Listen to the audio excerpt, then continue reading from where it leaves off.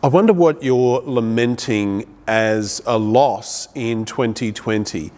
Some of us had plans for things that we were going to do in 2020, and due to the coronavirus restrictions, the economic downturn, even the closure of borders, it's meant that some of the plans that we had for 2020 have just disappeared into thin air. And we need to lament the loss of those plans. If I think about my life, in May I was going to a leadership conference in London, and I was really looking forward to it. I was expecting that God would speak to me and that the power of the Holy Spirit would become evident about some of the next steps to take in ministry there. I was also going to see my brother who lives in England, who I haven't seen for a number of years. Instead, the coronavirus closed international travel, and we're stuck here in Melbourne. And I lament the loss of that trip to go and see my brother.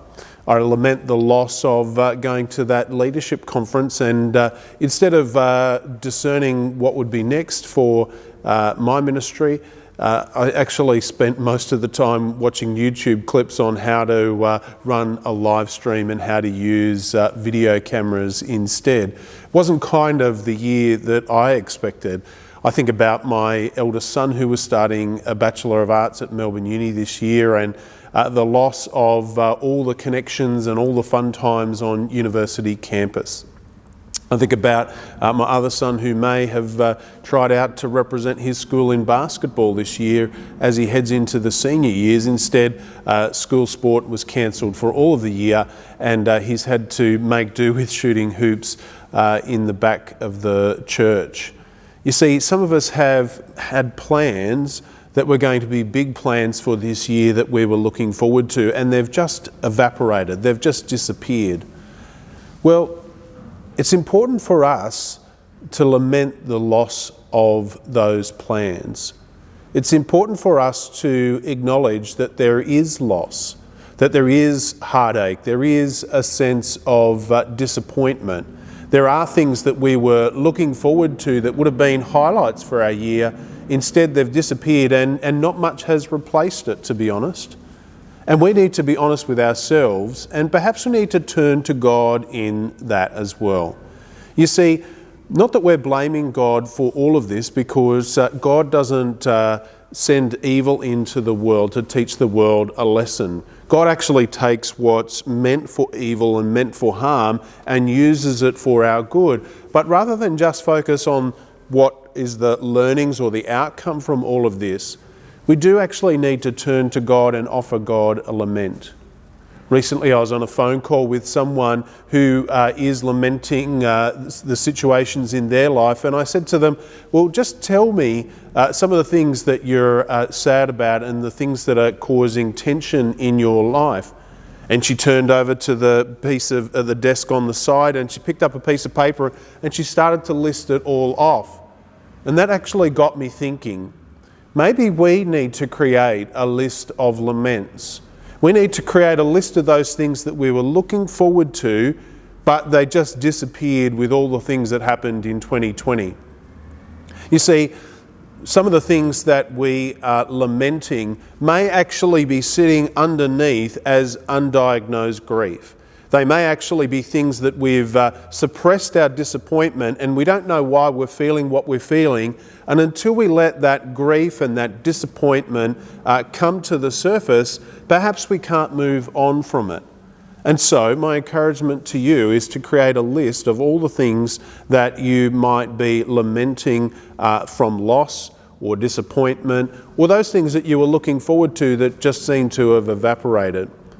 You see, once we understand the things that we've lost, perhaps then we can turn to learning the lessons from the things that have happened to us in the reality of 2020.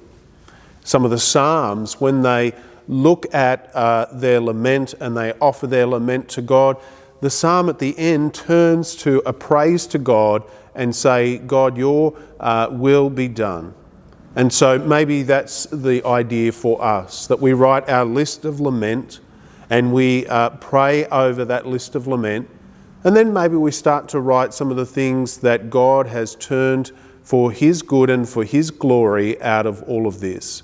Don't be too quick to jump to the things that we're celebrating, but let the lament rise up within you. I noticed that as I started to articulate some of the things that I lament that have not happened this year, it does actually put it in my mind the question, do I need to plan for that in the future, or do I just let that be something that didn't happen and that's okay, I can move on? You see, perhaps some of our future planning and our future goals will actually come from dealing with the lament of the loss of some of the goals and the plans that we had for 2020. Don't be afraid to sit in the heartache. Don't be afraid to be honest and raw about how you're feeling at times like this. It's only when we really acknowledge our feelings that we can truly move into a new stage or a new season. Perhaps it's some of the undiagnosed grief or loss or disappointment that's actually creating that feeling that you don't quite understand. And I get it, I understand that it's hard. But my encouragement to all of us in this season is that we would be attuned to how we can partner with how the Holy Spirit is turning some of the things which are happening that were meant for evil into good for God's glory. You see, when we partner with God and God's will, then it's truly the way that we can find fulfillment, and we look beyond our circumstances to the spiritual reality of what God is giving birth to and how we can partner with that. So that's my encouragement to us, to write a list of lament, to pray that to God, and then to offer God's will be done in your sphere of influence. I hope that's helpful for you today.